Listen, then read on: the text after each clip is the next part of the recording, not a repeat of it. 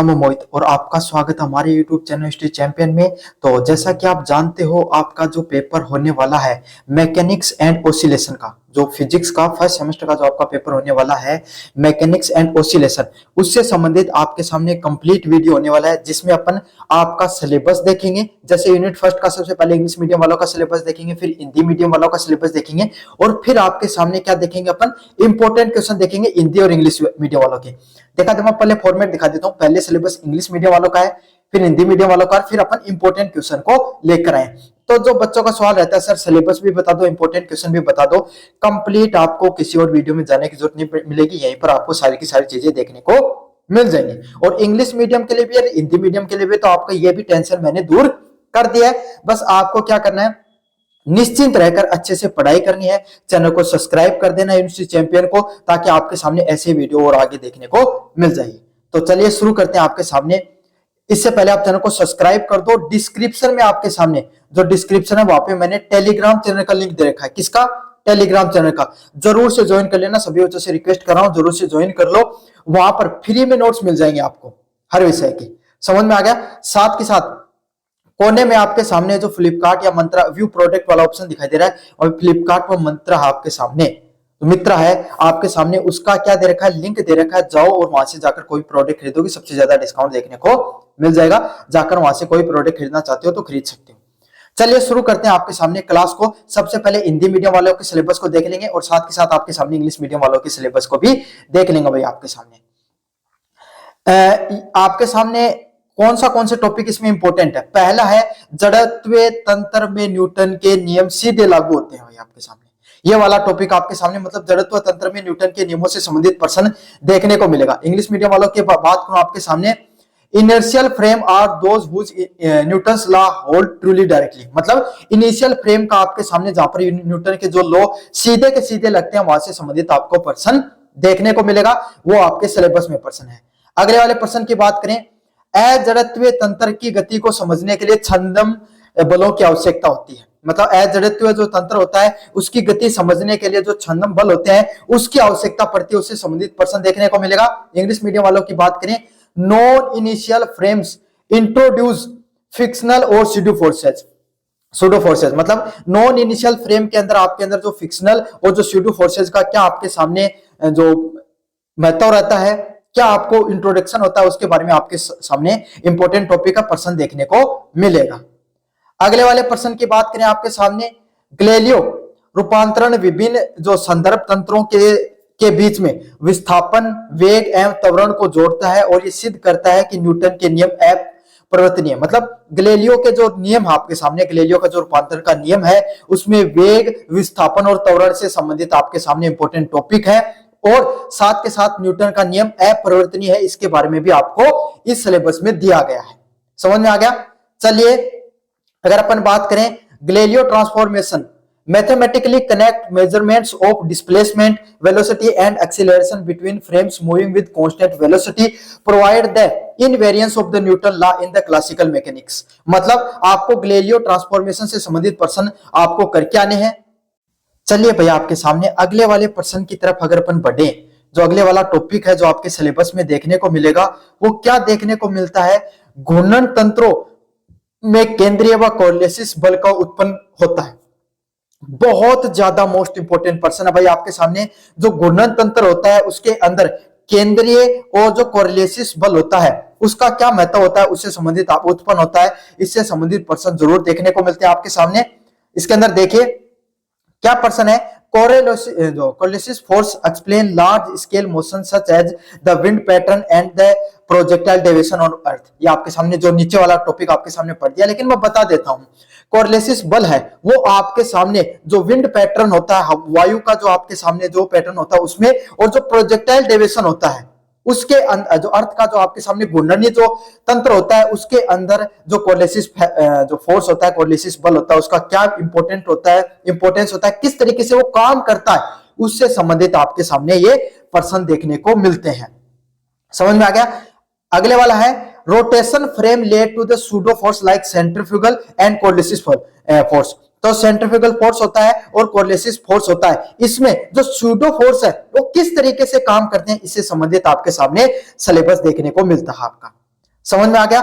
चलिए लास्ट वाले जो इंपॉर्टेंट पर्सन है, जो फूको का फूको का लोलक पृथ्वी के घूर्णन का प्रायोगिक प्रमाण देता है। तो ये आपके सामने जो फूको का जो आपके सामने जो लोलक होता है, आपके सामने रोटेशन जो कब होता है, वो घूर्णन का जो किस तरीके से आपके प्रैक्टिकली आपको प्रूव देता है, उसके बारे में आपको बताना है।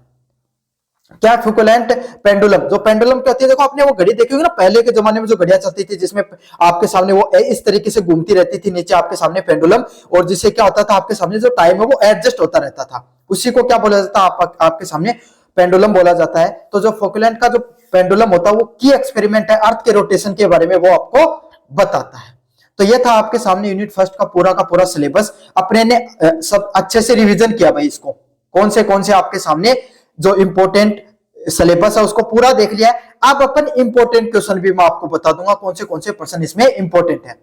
चलिए यूनिट फर्स्ट की बात करें। Explain the inertial and non inertial frame of reference, derive Galilean transformation and discuss the variation of the Newton's law. मतलब आपको इनर्शियल और नॉन इनर्शियल जो फ्रेम ऑफ रेफरेंस के बारे में बताना है, और क्या डिराइव करना है, Galilean transformation and discuss inversion of the Newton's law. मतलब जड़त्व और अजड़त्व संदर्भ तंत्र की व्याख्या करनी है। मतलब जड़त्व जो तंत्र होता है और अजड़त्व जो तंत्र होता है उसकी आपको क्या करनी है, व्याख्या करनी है, तथा गैलीलियो रूपांतरण को व्युत्पन्न करते हुए न्यूटन के नियमों को समझाइए। तो देखो इसमें आपके सामने जो गैलीलियो जो रूपांतरण के माध्यम से आपको न्यूटन के नियमों को बताना है, सबसे ज्यादा मोस्ट इंपोर्टेंट टॉपिक है। इसमें ए और ब मान सकते हो, क्योंकि आपके सामने जो पर्सन आएंगे ना, एक पर्सन में ए ब स इस तरीके से देखने को मिलेंगे। तो न्यूटन का जड़त्व तंत्र की व्याख्या करनी है, गैलीलियो रूपांतरण को आपको व्युत्पन्न करना है।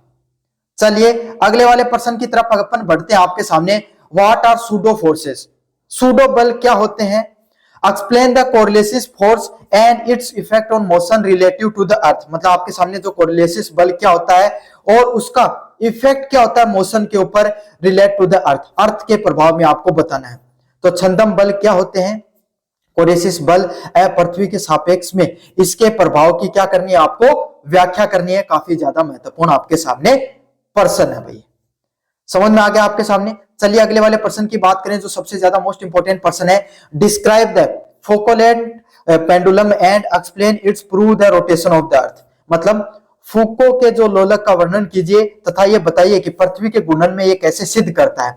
तो जो फुकुलेंट पेंडुलम होता है उसके बारे में आपको विस्तार से बताना है, और पृथ्वी के घूर्णन को कैसे सिद्ध करता है इसके बारे में भी विस्तार से बताना है। काफी ज्यादा मोस्ट इंपोर्टेंट पर्सन होता है, आपके सामने अच्छे से कर लेना भैया। चलिए बात करते हैं यूनिट नंबर सेकंड की तरफ। Centre of mass, rigid body and the conservation of, आपके सामने कंजर्वेशन लॉ से संबंधित पर्सन देखने को मिलते हैं। कौन से इंपॉर्टेंट पर्सन है उसके बारे में विस्तार से जानते हैं।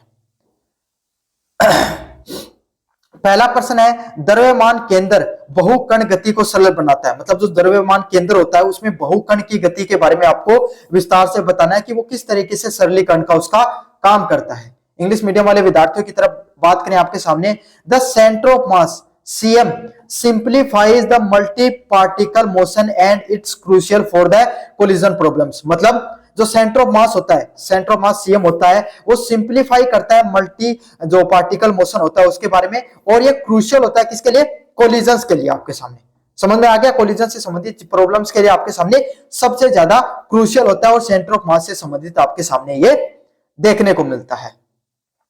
अगले वाले प्रश्न की बात करें, लोचदार और अलोचदार टक्कर संवेग संरक्षण का मूल उदाहरण होती है। मतलब लोचदार और अलोचदार जो टक्कर होती है वो आपके सामने जो संवेग संरक्षण होता है उसमें किस तरीके से वो काम करते हैं, किस तरीके से वो आपके सामने एक उनका मूल उदाहरण, मतलब उनके उदाहरण के रूप में, मतलब लोचदार जो टक्करें होती है ना आपके सामने, वो किस तरीके से जो संवेग संरक्षण होती है उसको बताती है आपके सामने। समझ में आ गया आपको। तो ये आपके सिलेबस में टॉपिक है, काफी ज्यादा मोस्ट इंपोर्टेंट टॉपिक है। इसके बाद बात करें, elastic and inelastic collision test conservation of momentum. मतलब आपके सामने जो कंजर्वेशन ऑफ मोमेंट और एनर्जी के बारे में कौन सी बताती है, जो इलास्टिक और इन इलास्टिक कोलिजन होता है किसके बारे में बताती हैं, conservation of momentum and energy के बारे में आपके सामने बताती हैं। काफी ज्यादा मोस्ट इंपोर्टेंट टॉपिक है भाई आपके सामने। चलिए अगले वाले टॉपिक की तरफ बात करें, न्यूट्रॉन का मंदन नाभिकीय रिएक्टरों से जुड़ा अनुप्रयोग है। तो जो न्यूट्रॉन जो नाभिकीय रिएक्टर होते हैं ना, नाभिकीय रिएक्टर होते हैं, जो न्यूक्लियर रिएक्टर होते हैं, उसके अंदर न्यूट्रॉन होते हैं आपके सामने, जब वो स्ट्राइक करते हैं आपके सामने, उसके जो रोड होती है उससे, तो उसका जो न्यूट्रॉनों का जो बंधन होता है वो किस तरीके से काम करता है, उसके बारे में आपको विस्तार से बताना है। मतलब क्या होता है आपके सामने, application like slowing down of neutron like the physics to the nuclear reactor. तो आपके सामने जो न्यूक्लियर रिएक्टर से ये जो स्लोइंग डाउन ऑफ न्यूट्रॉन किस तरीके से काम करता है, काफी ज्यादा मोस्ट इंपोर्टेंट आपके सामने टॉपिक है, इससे संबंधित प्रश्न देखने को मिलते हैं। चलिए अगले वाले प्रश्न की तरफ बात करें। परिवर्तित द्रव्यमान प्रणालियां रॉकेट के व्यवहारिक महत्व रखती है। मतलब जो परिवर्तित द्रव्यमान प्रणालियां होती है वो रॉकेट से किस प्रकार से काम करती हैं। Variable mass system rocket motion so the real world application. तो किस तरीके से जो रॉकेट का जो मोशन होता है वो वेरिएबल मास सिस्टम पर किस तरीके से काम करता है, जो वेरिएबल मास सिस्टम होता है उस पर जो रॉकेट मोशन होता है वो किस तरीके से काम करता है, काफी ज्यादा मोस्ट इंपोर्टेंट टॉपिक है, मोस्ट इंपोर्टेंट यहां से प्रश्न देखने को मिलते हैं आपके सामने। समझ में आ गया। चलिए अगले वाले प्रश्न की तरफ बात करें। परिवर्तित द्रव्यमान प्रणालियां, ये तो अपने पढ़ लिया। कोणीय संवेग संरक्षण घूर्णन प्रणालियों को स्थिर बनाने पर काम करती है। मतलब कोणीय जो संवेग संरक्षण होता है वो आपके सामने जो घूर्णनशील प्रणाली होती है उसको स्थिर बनाने में किस तरीके से काम करती है भाई। क्या होता है इसके अंदर, angular momentum conservation explain the stability of rotation system. मतलब एंगुलर मोमेंटम का जो कंजर्वेशन होता है वो किस तरीके से रोटेशन की स्टेबिलिटी पर काम करता है, उससे संबंधित आपके सामने प्रश्न देखने को मिलते हैं। अगले वाला है कोण लट्टू का परिसीमन गति, जो लट्टू का जो परिसीमन और गति होती है वो आपके सामने, इससे संबंधित प्रश्न आपके सामने आता है, बार बार पूछा जाता है। तो rigid body dynamics cover the torque moment of inertia principal axis and the gyroscopic motion of the spinning tool torque. मतलब आपके सामने रिजिड बॉडी जो डायनामिक्स होती है वो आपके सामने टॉर्क को बताती है, मोमेंट ऑफ इनर्शिया को बताती है और प्रिंसिपल ऑफ एक्सेस को बताती है। चलिए आपके सामने अब अगले वाले प्रश्नों की तरफ बढ़ते हैं। Define centre of mass and discuss the collision of two particle in 1 and 2 dimensions. मतलब द्रव्यमान केंद्र को परिभाषित कीजिए तथा एक व द्विआयामी टक्करों की व्याख्या कीजिए। मतलब आपको क्या करना है, जो द्रव्यमान का जो केंद्र होता है उसको परिभाषित करना है तथा द्विआयामी जो टक्कर होती है 1 डायमेंशन और 2 डायमेंशनल जो स्ट्राइक कोलिजन देखने को मिलता है उसके बारे में आपको विस्तार से बताना है। काफी ज्यादा महत्वपूर्ण प्रश्न आते हैं यहाँ से। समझ में आ गया आपको, इंपोर्टेंट प्रश्न है। पहले वाला प्रश्न अच्छे से कर लेना, सबसे ज्यादा मोस्ट इंपोर्टेंट प्रश्न है। अगले वाले प्रश्न की तरफ अगर अपन बढ़े, explain the angular momentum and it's conservation with suitable example. कोणीय संवेग एवं उसके संरक्षण को उपयुक्त उदाहरणों सहित समझाइए। मतलब कोणीय संवेग क्या होता है, उसके संरक्षण के जितने भी आपके सामने उपयुक्त उदाहरण सहित आपको बताना है। काफी ज्यादा महत्वपूर्ण आपके सामने प्रश्न है, अच्छे से करके जाना आपको इस प्रश्न को। कोणीय संवेग व इसके संरक्षण से संबंधित आपके सामने मोस्ट इंपोर्टेंट प्रश्न है, इसको अच्छे से पढ़ लेना भाई आपके सामने। अगले वाला है derive the equation of motion of the rotating rigid body and explain the motion of spinning top. घूर्णनशील कठोर पिंड की गति का समीकरण को व्युत्पन्न कीजिए तथा घूमते हुए लट्टू की गति को समझाइए। मतलब जो घूर्णनशील जो कठोर पिंड होता है उसकी गति के समीकरण को बताना है तथा घूमते हुए लट्टू की गति को आपको विस्तार से समझाना है। काफी ज्यादा मोस्ट इंपोर्टेंट प्रश्न यहां से भी देखने को मिलते हैं भाई आपके सामने। चलिए यूनिट नंबर आपके सामने फर्स्ट पढ़ा दी, सेकंड पढ़ा दी, यूनिट नंबर अब थर्ड की तरफ अपन बढ़ते हैं। Central force and the damped oscillation. Central force क्या होता है और डैम्प्ड ऑसिलेशन क्या होता है उससे संबंधित आपके सामने पढ़ते हैं। चलिए भाई आपके सामने पहला प्रश्न आपके सामने, central force motion reduce a two body problem to 1 body problem using the reduce mass. मतलब सेंट्रल फोर्स मोशन होता है वो क्या करता है, आपके सामने जो द्वि प्रॉब्लम होती है और 1 बॉडी प्रॉब्लम को कम करने में मदद करता है आपके सामने। इसमें क्या होता है, केंद्रीय बल के अंतर्गत गति को दो कण की समस्या और एक कण की समस्या को स्लो डाउन करने का काम करता है, सरल करने का काम करता है, सिंप्लीफाई करता है आपके सामने। चलिए केपलर के नियम गुरुत्वाकर्षण बल से प्राप्त होते हैं। तो केपलर का नियम है, केपलर्स लॉ ऑफ ग्रेविटी से संबंधित जितने भी जो नियम है मोस्ट इंपोर्टेंट प्रश्न है, आएगा भाई, अच्छे से पढ़ के चले जाना। समझ में आ गया।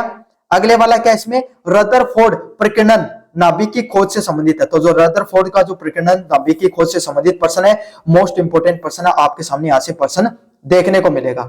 मींस क्या होता है, Kepler law emerge naturally from the gravitational interaction. तो जो ग्रेविटी के जो इंटरेक्शन से जो केपलर का लॉ है वो आपके सामने देखने को मिलता है। साथ के साथ ऑर्बिटल शेप जैसे सर्कुलर और इलिप्टिकल जो शेप होते हैं उसके अंदर केपलर का लॉ किस तरीके से लागू होता है, इससे संबंधित आपके सामने सिलेबस देखने को मिलता है।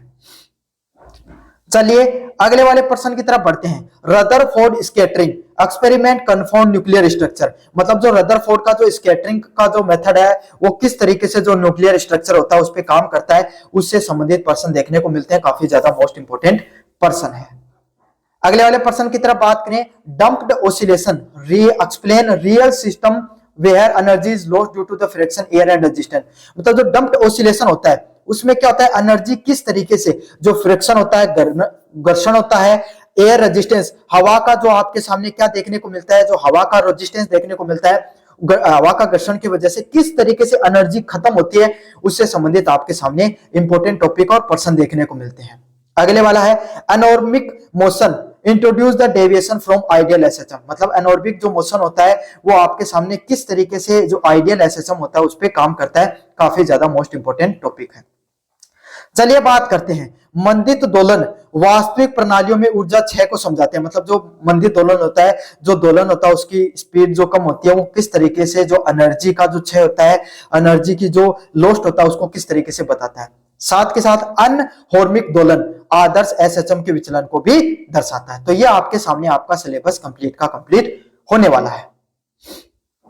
चलिए भाई यूनिट नंबर 3 से इंपॉर्टेंट क्वेश्चनों की बात करें। Explain motion under the central force and the derive Kepler law.